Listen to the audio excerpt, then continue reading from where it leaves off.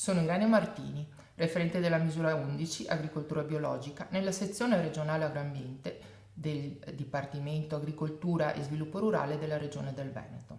La misura 11 Agricoltura biologica si propone di far fronte ai fabbisogni ambientali del territorio attraverso metodi di coltivazione che mantengono la fertilità naturale dei suoli ed attuano la difesa fitoiatrica senza l'ausilio di prodotti di sintesi chimica. In quest'ottica è proposto il sostegno sia all'introduzione che al mantenimento dell'agricoltura biologica su tutta la superficie aziendale, nel rispetto dei regolamenti comunitari in tema di produzioni biologiche. E per questo motivo i potenziali beneficiari dovranno aver effettuato la prima adesione al metodo bio.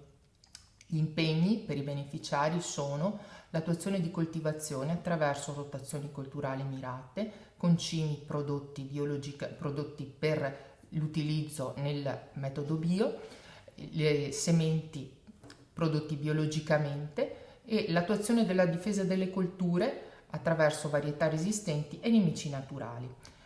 I beneficiari sono rappresentati da agricoltori in attività, così come definiti a livello comunitario e nazionale, ed enti pubblici in possesso di aziende agricole. La superficie minima oggetto di impegno è pari ad 1 ettaro. L'impegno è quinquennale e va confermato entro il 15 maggio di ogni anno.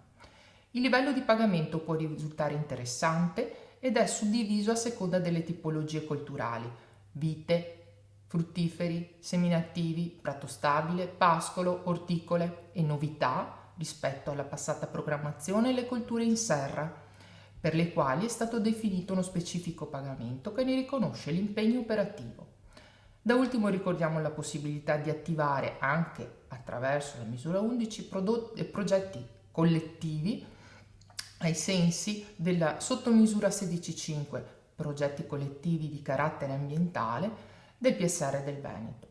I potenziali beneficiari potranno trovare tutte le informazioni necessarie all'attivazione della misura 11 nella guida del PSR presente nel sito web e nel portale Piave della Regione del Veneto.